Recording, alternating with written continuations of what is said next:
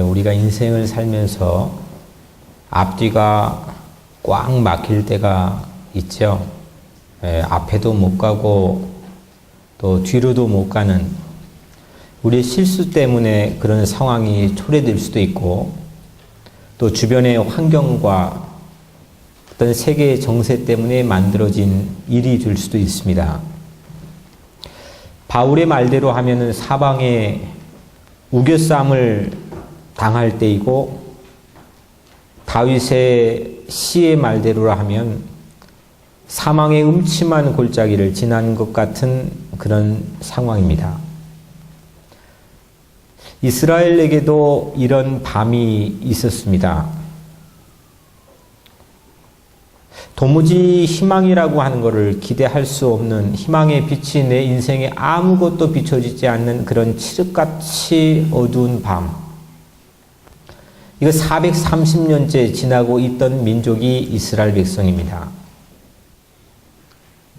매일같이 그거를 일상으로 당연한 일처럼 상식처럼 알고 지낼 수밖에 없는 정말 절망적일 수밖에 없는 그런 삶을 살고 있는 사람들이 이스라엘 백성이었습니다.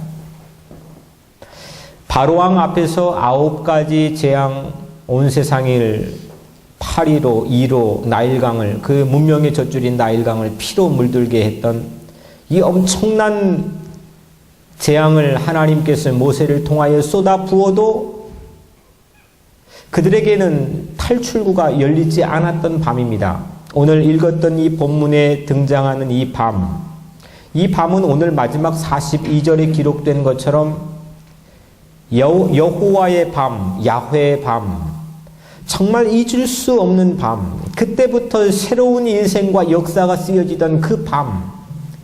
근데 그 밤도요, 오늘 우리가 읽는 초반부에는 아직까지도 도무지 탈출구가 보이지 않고 사방이 꽁꽁 막혀 있는 그런 밤이었습니다.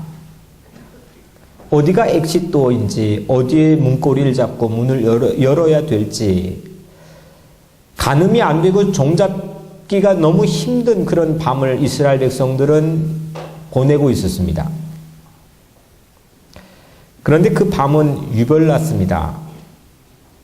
이집트 집안의 왕실부터 가축의 우리까지 모든 이집트의 가정의 초태생들이, 처음 난 생명들이 다 죽어간 까닭에 그 밤에는 온통 곡소리가 가득했습니다. 슬픔에 가득 찬 울음소리가 온 이집트의 땅을 가득 메웠습니다. 이스라엘 이 사람들도 이 죽음의 곡소리를 듣고 움츠려들 수밖에 없었습니다. 더 사방에 우겨쌈을 당하게 되고 이제는 더 엑시트도어를 찾기가 힘든 시간들을 보내고 있었습니다. 왜냐고요? 아니, 이스라엘 백성의 인구가 증가한다고 2살 아래 모든 사내 아이를 그 강물에, 나일강에 무참하게 던져가지고 살해하는 만행을 저질렀던 민족이 이집트 백성 아닙니까? 제국의 생리라고 하는 게 나보다 누가 더 잘 되는 걸 절대 못 보는 게 제국의 생리입니다.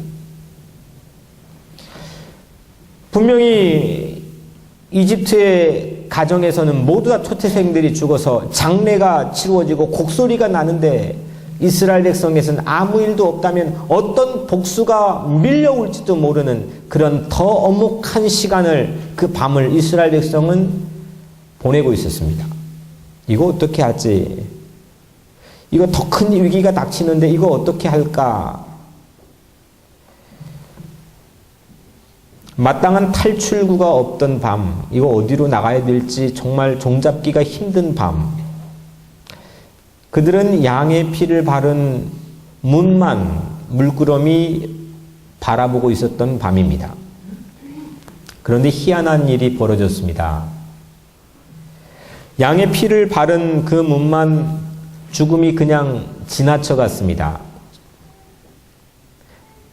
이 문 임방과 문 설주, on the top of the door, on the side of the door frame. 문의 모든 사방을 양의 피로 발라가지고 있는 그 문만 죽음이 넘어오지 않았습니다. 이집트의 초태생은 모두 다 죽어가는데 이스라엘 백성의 초태생은 모두 다 살아났습니다. 어떤 자리에 서 있느냐, 이게 매우 중요합니다. 우리는 보통 그 사람의 능력이나 환경을 봅니다. 하지만 우리 가장 먼저 관심 가져야 될 건 어떤 줄에 서 있느냐, 어떤 자리에 서 있느냐입니다. 그 사람이 사는 자리에 서 있느냐, 죽어가는 자리에 서 있느냐입니다. 우리는 보통 그 사람을 평가하고 환경을 평가하는데 어떤 점을 사용합니다. 점을 찍어놓고 그 점이 하이 포인트인지 로우 포인트인지를 평가합니다. 그런데 더 중요한 것은 흐름입니다. 트렌드입니다. 이게 올라가는 흐름인지 내려가는 흐름인지를 잘 봐야 됩니다. 아무리 하이 포인트에도 내려가는 흐름에 자꾸만 내려가는 흐름, 죽어가는 자리에 있으면 그건 행복한 게 아닙니다. 그런데 아무리 밑에 있어도 점점 올라가고 비상하는 자리, 하이 포인트를 향해서 나갈 수 있는 자리에 서 있는 게 축복인 걸 여러분들 믿으시길 바랍니다. 오늘 우리 교회는 모두 다 이 올라가는 자리, 상승 곡선을 지금 이루고 있는 자리, 회복하는 자리, 치유되고 있는 자리, 구원받는 흐름에 있는 자리, 이 자리에 서 있는 축복된 인생이 된 걸 여러분들 믿으시길 바랍니다. 그날 밤에 바로 왕뿐만 아니라 온 이집트 백성들이 다 깨어났습니다. 그리고 그 밤에 바로 왕은 할 수 없이 이스라엘 백성에게 엑시트 도어를 열어주었습니다. 노예 해방을 선언했습니다. 아주 감격적인 순간입니다. 그래서 오늘 본문의 마지막 부분에 보면 람셋에서 출발해가지고 첫 번째 야영지인 숫곳에 도착합니다. 기적 같은 일이 벌어졌습니다. 430년 동안 이루어지지 않았던 일이 드디어 일어났습니다. 그 밤이 바로 역사적인 출애굽의 첫날 밤이고 그 밤이 6월절의 첫날 밤이 되기도 합니다. 지금까지도 6월절 지키고 있잖아요. 세상에 4,000년 동안이나 한 의식을, 한 명절을 어김없이 지키고 있는 게 세상에 어디 있습니까? 그 감격적인 밤의 첫날 밤이 오늘 우리 읽은 본문입니다. 출구가 처음 열리던 그 밤, 탈출구를 처음 보게 된 그 밤. 6월절은 430년 동안 안 열렸던 탈출구가 열린 날입니다. 6월절은 이렇게 4,000년째 여전히 재현되고 있는데, 리프레젠테이션 되고 있는데, 한 가족이 가족 수대로 흠없는 어린 양을 잡아가지고 피를 뺍니다. 내장을 갈라가지고 거꾸로 매달아 얼굴이 창백해질 때까지 모든 피를 다 쏟아냅니다. 그리고 그 피를 문인방과 문설주에 바릅니다. 양의 피를 바른 그 문이 유일한 탈출구가 되는 겁니다. 그 문을 통과해서 출애굽이 시작되었고 그 문을 통과해서 역사적인 일들이 만들어졌습니다. 6월절의 뜻은 넘어가다, pass over라고 한 뜻입니다. 어떤 문제가 와도 살짝 하고 넘어가는 겁니다. 지난번에 워츠만 리 중국 선교사님 이야기를 제가 해드렸죠. 중병에 걸려서 고통 가운데 죽어가고 있는 상황에 꿈을 꿨습니다. 그런데 큰 배를 타고 가는데 엄청난 큰 바위가 이 배를 가로막았습니다. 하나님, 이 바위 좀 꺼내 주십시오 했습니다. 근데 하나님께서 깨달음을 줬습니다. 야, 너 바위 하나 꺼낼래? 아니면 물의 수위를 바위보다 더 높게 해서 어떤 바위가 와도 넘어갈래? 여러분들, 우리 인생은요, 패스 오버 해야 됩니다. 하나 붙들고 거기에 모든 에너지 낭비하면서 그것 때문에 내 인생이 어떻게 될 것처럼 그렇게 안절부절 못하는 삶은 우리 크리스찬의 삶이 아닙니다. 우리 크리스찬은요, 패스 오버하는 삶입니다. 어떤 삶의 문제, 심지어 죽음의 권세가 와도 패스 오버하는 겁니다. 나를 오버하는 겁니다. It's over. 게임 끝입니다. 어떤 문제도 패스하는 겁니다. 그거 붙들고 그거의 모든 걸 낭비하는 게 아닙니다. 이집트 제국을 물려받은 초태생들은 당시의 세상에 가장 강력한 존재들이었죠. 이 존재들도 피할 수 없었던 죽음, 이거 어떻게 할 방도가 없는 이 죽음, 막 물밀듯 밀려오는 이집트의 초태생의 죽음들, 이게 연약한 노예의 집 문턱 앞에서 힘을 쓰지 못합니다. 얼마나 위대한 일입니까? 사실 이스라엘은 야훼의 장자로 불려졌죠. 출애굽기 4장 22절 23절에 보면 이스라엘은 내 아들 장자라 내가 내게 이르기를 내 아들을 보내주어 나를 섬기게 하라 하여도 내가 보내주기를 거절하니 네가 내 아들 내 장자를 죽이리라 했습니다. 이스라엘은 하나님의 장자고 이 이집트는 태양신의 장자 그룹이었습니다. 당시에 태양신은 라인데 라라 이름 불려지는 태양신, 야훼라고 이름 불려진 이 하나님.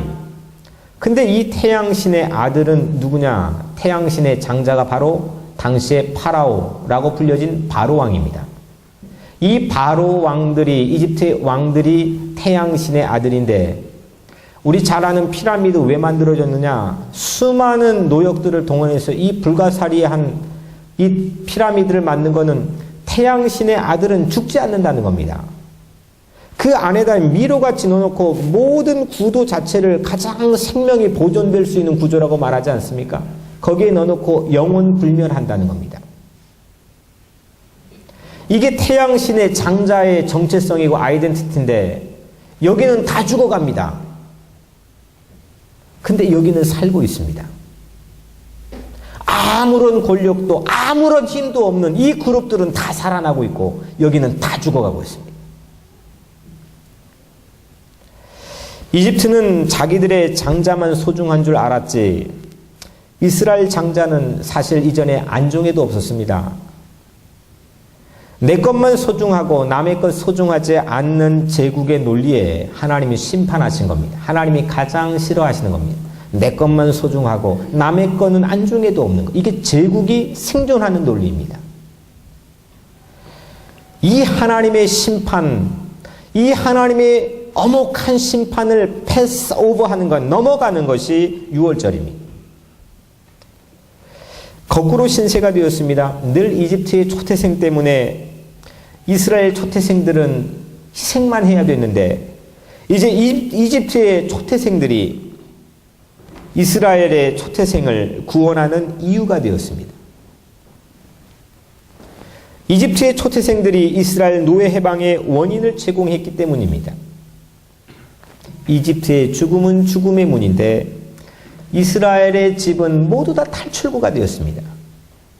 그래서 exit door, 탈출구라고 하는 EX라고 하는 영어의 접두어는 헬라어에서 온 말인데 이건 모두 다 from something입니다. somewhere, 어디에서 탈출한다는 겁니다. 그러니까 엑소더스라고 하는 출애굽도 EX 아닙니까? 탈출구를 마련한 밤이 유월절 밤이고 이집트의 문마다 모두 탈출구가 되었습니다. 예전에는 만지면 다 클로즈도어였고 닫힌 문이었는데 이제는 이스라엘 집에 만지는 문마다 다 탈출구가 되었습니다. 어떤 문만? 어린 양의 피를 바르는 문만이에요. 세상이 다 힘들다고 모두 문이 닫힌 게 아닙니다. 반대로 세상이 다 잘 된다고 내가 만지면 문제가 해결되고 내가 만지면 뭐가 되고 한다고 해서 다 문이 열려 있는 것도 아닙니다. 요즘 세계 위기가 우리에게 탈출구로 볼 수 있는 기회가 될 수 있기를 바랍니다. 심리학의 정신병리학적인 책을 보니 이런 얘기가 있습니다. 요즘에 우울증 또 조증이라고 하는 게 마치 우리 목회자들에게 이렇게 상담할 것을 권면합니다. 모든 사람들이 우울증, 조증에 대해서 마치 감기처럼 걸릴 수 있는 걸로 받아들여라. 우리 60년, 70년대 언제 우울증 걸렸습니까? 언제 조증 걸렸었습니까? 우울증이라고 하는 건 이런 착각이라고 합니다. 지금 내리고 있는 비가 내일 또 비가 내릴 거고, 일주일 후도 내릴 거고, 또 1년 후에도 내 평생에 이 비가 내릴 거라고 하는 착각이 우울증의 전조라고 합니다. 조증은 반대로 지금 내리고 있는 햇빛이 내일 또 일주일 후도 평생에 이 햇빛이 내릴 거라고 하는 하이 포인트가 계속 되는 것이 조증이라고 합니다. 듣지도 못하고 보지도 못하는 시청각을 잃었으면서도 위대한 인생을 살았던 헬렌 켈러의 명언이 이런 명언이 있습니다. If you see the closed door too long, 네가 닫혀있는 문을 너무 too long, 오랫동안 그것만 뚫어져라고 보고 있으면 If you will not see the open door behind you, 바로 네 뒤에 있는 열린 문, 그거 절대로 너 볼 수 없어. 이런 명언입니다. 전 100번 맞는 이야기인 것 같습니다. 닫혀있는 문만 계속 보고 있으면, 오늘 내리는 비만 계속 보고 있으면 절대로 열려있는 문 못 보는 겁니다. 아무것도 보지 못하는 헬렌 켈러에게 세상은 닫힌 문이었습니다. 그런데 보지 못했기 때문에 오히려 볼 수 있는 것들이 많아진 인생을 살게 되었습니다. 그런데 우리는 닫힌 문 때문에 슬픔에 잠겨 열려있는 문을 보지 못할 때가 얼마나 많이 있습니까? 이집트에 닥친 죽음의 밤으로 도리어 이스라엘 백성은 열린 문을 볼 수 있었고, 그 열린 문을 통해서 하나님의 손길을 체험할 수 있게 되었고, 지금까지도 많은 사람들이 고백하고 있지 않습니까? 하나님은 한쪽 문 열어놓지 않고서 절대로 이쪽 문 닫아놓은 법이 없으십니다. 430년 동안 반복되었던 하루가 그날에도 똑같이 반복될 참이었습니다.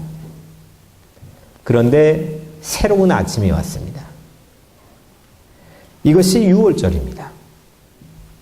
죽음이 넘어가고 맞이하게 된 새로운 날입니다.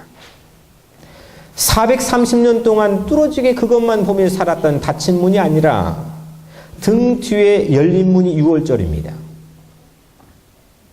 앞에 홍해 바다도 패스오버합니다. 광야도 패스오버합니다. 모든 죽음의 공포도 패스오버합니다. 모든 죄의 권세도 패스오버합니다. 이게 6월절입니다.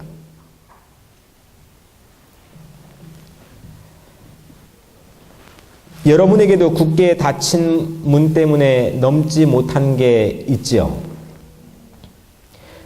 오늘 이 아침이 우리에게 6월절이 되기를 주의 이름으로 축복합니다.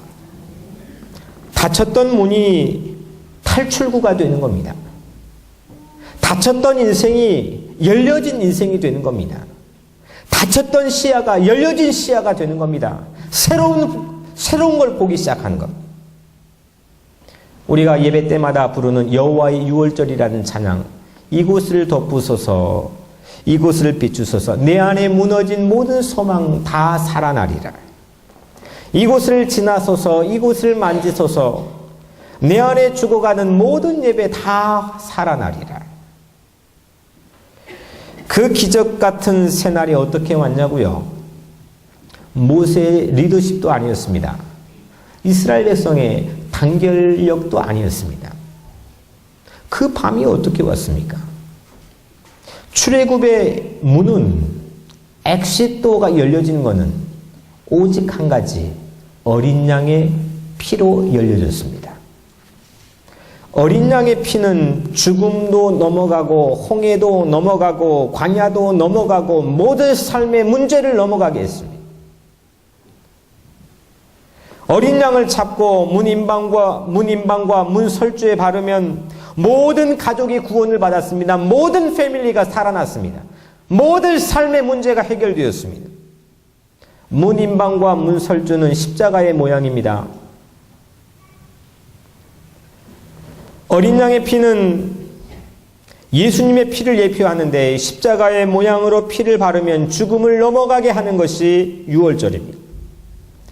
어린 양의 피로 이스라엘 백성이 사망의 음침한 골짜기에서 구원받게 된 것처럼 예수님의 십자가의 피로 우리는 용서받고 새로운 인생으로 회복되며 구원받게 될 줄로 믿으시길 바랍니다.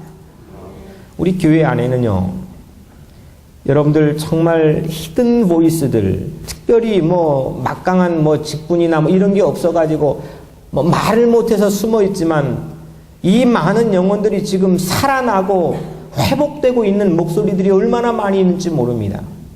이게 뭐 때문일까요? 목사의 리더십 때문이라고 생각하십니까? 아니면 우리 교인들이 워낙 텃밭이 좋아서라고 생각합니까? 저는 그렇게 생각하지 않습니다. 하나님께서 우리를 회복시켜 주신 것은 오직 어린 양의 피가 되어주신 예수 그리스도의 사랑과 보혈임을 여러분들 믿으시길 바랍니다. 이것만 흘러가면요, 쫙쫙 아주 메말라서 갈라지는 논바닥에도 이 물만 흘러가게 되면, 이 예수 그리스도의 보혈만 흘러가면 거기는 생명이 살아나게 되어 있습니다. 6월절에는 흠 없는 어린 양을 잡습니다. 제가 어떤 책을 보니까 이 어린 양을 잡는, 6월절 어린 양을 잡는 과정이 기록된 책을 봤습니다. 그런데 망치로 이 어린 양을 먼저 머리를 때립니다. 해머로 머리를 맞으면 어린 양이 콱 하고 쓰러집니다. 내장을 해체합니다. 그리고 머리를 거꾸로 밑으로 하여 매달게 되면 얼굴이 창백해질 때까지 모든 피를 바켓스 안에 쏟아냅니다. 바울은 그 6월절 어린 양을 예수 그리스도라고 했습니다. 예수님은 십자가에 매달아 놓고 공중에 띄워놓고 모든 피를 우리를 향해 쏟아왔습니다. 근데 그 피는 우리 지금 그런 혈액형의 의미를 의미하는 게 아닙니다. 단순한 블러드를 이야기하는 게 아닙니다. 그 안에는 하나님의 모든 뜻이 담겨 있고 모든 정성과 모든 사랑과 우리를 향한 하나님의 모든 관심이 담겨 있습니다. 우리가 어디에서 이런 사랑을 받을 수 있겠습니까? 여러분들 세상에 어디 가가지고 이런 관심을 받을 수 있겠습니까? 아무리 목사가 잘해도 이 교회가 예를 들어 300명, 400명, 500, 1000명이 되었다고 칩시다. 어떻게 모든 사람들에게 관심과 텐션을 줄 수 있겠습니까? 인간이 하는 사랑은 다 한계가 있는 겁니다. 근데 우리 예수 그리스도는 십자가에 매달려서 거꾸로 모든 피를 다 쏟을 때까지 우리를 사랑하시고 우리를 지켜봐 주시고 우리를 인도해 주신다는 겁니다. 이 사랑의 강수가 흘러가기만 하면 거기에 생명이 살아납니다. 탈출구가 열립니다. 이게 우리 기독교의 역사 아닙니까?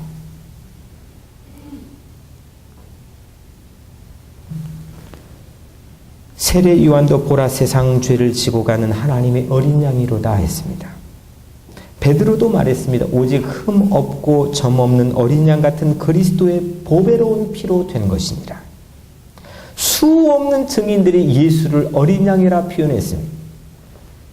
우리 인생의 문설주와 문인방에 예수 보혈을 바르면 그 문이 탈출구로 엑시트도어로 열리게 될 줄로 믿습니다. 어린 양의 피는 유일한 세상의 탈출구입니다. 그거 이외에는 어떤 엑시트도어도 없습니다. 예수 보혈이 묻은 인생에는 죽음이 지나칩니다. 광야가 지나칩니다. 모든 게 넘어갑니다. 예수 보혈이 묻은 인생에는 죄가 넘어갑니다. 예수 보혈이 묻는 모든 곳에는 탈출구가 됩니다. 예수님이 6월절 어린 양이 되심을 여러분들 믿습니까?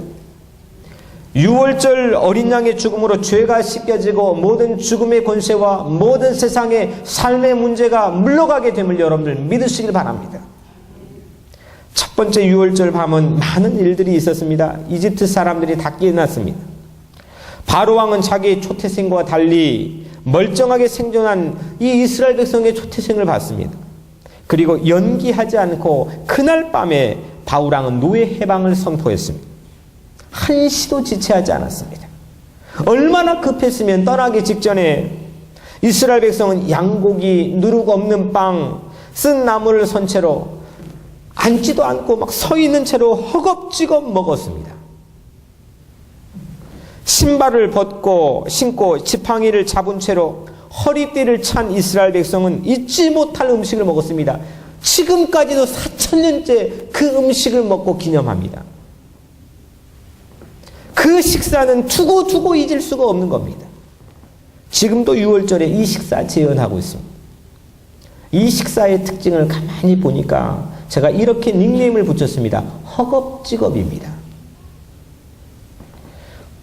폼을 잡고 좀 근사하게 먹는 게 식사고 여유를 가지고 서로 대화를 토킹을 하면서 먹어야 되는 게 식사인데 이거는 폼도 잡지 못한 식사, 어지간히 급했다는 겁니다. 예상했다면 서둘 필요가 없었겠죠. 준비했겠죠.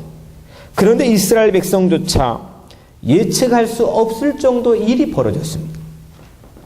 이것은 사람의 계획으로 짜여진 대본이 아닙니다. 철저히 하나님의 대본이었습니다. 우리는 매일 반복된 일상을 살면서도 예상하지 못한 일에 서 있게 됩니다. 내가 예측 가능하게 만든 대본이 아니라 뜻하지 않게 마주쳐야 되는 많은 일들이 우리에게 도전해 옵니다. 6월절의 본질은 예측 가능한 일이 아니었습니다. 9번째 재앙 다음에 10번째면 끝나겠다, 9회 말이면 야구 경기 끝난다고 하는 예고된 게임이 아닙니다. 이거는 11번째 재앙이 올 수도 있고 12번째 재앙이 올 수도 있는 겁니다. 10번째 다음에도 11번째, 100번째까지도 갈 수 있는 그런 막막한 시간들이었습니다. 430년이면 딱 끝이 난다고 생각하면 439년까지 열심히 참아내면 됩니다. 근데 430년 다음에도 431년, 32년, 500년, 600년까지 누가 이거 간다고 이거 430년이 끝날 거라고 상상하지 못했습니다. 그런데 10번째가 끝이 났고 430년이 끝이 났습니다. 그래서 우리는 그 숫자를 의미 있게 기억하고 있습니다. 이렇게 황홀하게 닥쳐온 그날 식사는 서둘러 할 수밖에 없었습니다. 여러분들 우리 인생에도 이 허겁지겁의 은총이 있게 되기를 주의 이름으로 축원합니다. 6월절은 하나님의 백성들이 주연으로 등장하는 하나님의 대본이기 때문입니다. 끝이 없을 것 같은 긴 터널이 다 지나가고 빛이 보일 때가 있다는 겁니다. 미처 이 기쁜 구원의 날을 준비하지 못해서 허겁지겁 탈출구를 걸어야 할 때가 우리에게도 있다는 겁니다. 이게 희망입니다. 우리는 하나님의 백성이기 때문입니다. 허겁지겁의 은총은 사람의 노력으로 얻어지는 것이 아니라 이 허겁지겁의 은총은 믿음으로 얻어지는 겁니다. 사랑하는 성도 여러분, 다 힘들다고 탈출구가 내게 없다고 하는 것 가장 큰 착각입니다. 다윗은 사망의 음침한 골짜기에서도 가지고 있는 지팡이를 통해서 탈출구를 받습니다. 바울은 사방의 우겨싸임을 당하는 곳에서도 주님을 통해서 탈출구를 받습니다. 모세는 문인방과 문설주에 바른 어린 양의 피를 통해서 탈출구를 받습니다. 안 된다. 탈출구 없다 하는 사람에겐 영원토록 탈출구 없는 겁니다. 우리는 믿음이 있습니다. 우리가 만지는 것마다 탈출구로 열려지는 까닭은 우리와 함께 예수 그리스도가 동행하시고 예수 그리스도께서 우리에게 우리 인생에 거룩한 사랑의 보혈을 흘려주셨기 때문입니다. 모두 캄캄한 밤에 탈출구를 증언한 사람들입니다. 모세도 다윗도 바울도. 이제 우리가 세상에 나가서 탈출구를 증언해야 됩니다. 신문을 보세요. 어디에 방송을 보세요. 어디에 희망을 얘기하고 있습니까? 어디에도 희망을 얘기하고 있지 못합니다. 이게 탈출구라고 손가락을 가리키며 이야기하는 경제학자가 없습니다. 그런 정치인 어디 있습니까? 근데 하나님께서는 오늘 이 말씀을 통해서 우리에게 말씀합니다. 예수 그리스도를 보라는 겁니다. 거기에 탈출구가 있다는 겁니다. 십자가를 보라는 겁니다. 그것이 바로 탈출구라는 겁니다. 여러분들의 인생에 문제가 있습니까? 그거 보시고 오늘 탈출구를 걷기를 바랍니다. 이제 여러분들의 인생이 탈출구가 되시길 바랍니다. 누구 앞에 딱 가로막아가지고 문제가 되는 프로블럼 메이커가 아니라 내가 탈출구가 되어주는 겁니다. 내 자식에게도 내가 서 있으면 탈출구가 되는 겁니다. 내가 서 있으면, 예수와 함께 동행하는 내가 서 있으면 교회 탈출구가 되어주는 겁니다. 오늘 여러분들의 인생이 그런 인생 비전 같기를 바랍니다. 저는 그런 소망이 있었습니다. 지금도 그런 소망 가지고 있습니다. 내가 누군가의 앞에 있어도 그 사람에겐 탈출구가 되어야지. 엑시트도어가 되어야지. 그 사람의 길이 되어줘야지. 오늘 여러분들의 인생은 어떤 비전, 어떤 꿈을 가지고 살아가십니까? 고상하고 아름답고 멋있는 예수 그리스도의 꿈이 탈출구가 되는 꿈 아닙니까? 예수님은 십자가를 통해 인류의 탈출구가 되었습니다. 오늘 우리 모두가 여러분들의 가정에서, 여러분들의 삶의 터전에서, 어디서든지 탈출구 되는 그런 인생 되시기를 주의 이름으로 간절히 축원합니다. 기도하겠습니다.